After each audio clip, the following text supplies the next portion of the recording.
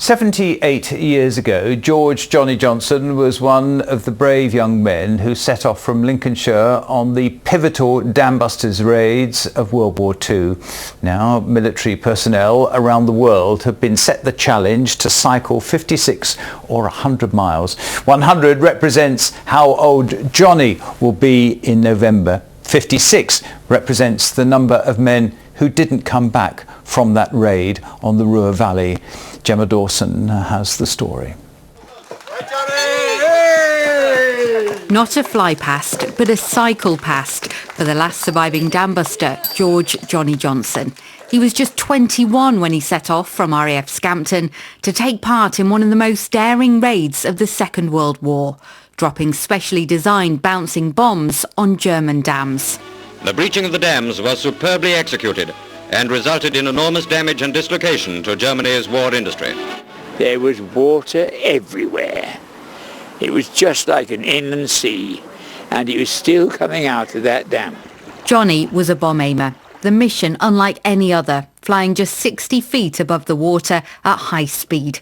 He'd had no practice and needed several flypasts to get on target. After about the 6th or 7th of these, voice from the rear turret, "Won't somebody get that bum out of here?"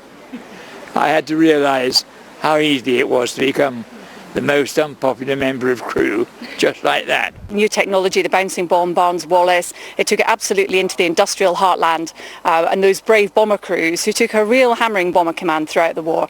And it was just such a pioneer, daring raid with all those young men. 78 years on, more than 200 cyclists have taken part in a charity ride, including the Blades display team, who visited military sites around Lincolnshire. The iconic Dambusters Raid, which I think we've all grown up as being a key part of our sort of Air Force history, is very important to us. And of course, with Johnny Johnson celebrating his 100th birthday this year, it's all dovetailed in to be one of those events that we're very passionate about supporting. Riding even further, Wing Commander Mike Ainsworth from RAF Cranwell, who cycled from Scampton to Johnny's home in Bristol. Here, Johnny and his RAF colleagues were honoured in this special ceremony, as he now prepares to celebrate his 100th birthday later this year. Gemma Dawson, BBC Look North. Thank you, Gemma. Let's hope the event goes well. And Johnny Johnson, what a guy. I think I mentioned last week, privileged to meet him a few years ago. He's 100 in November.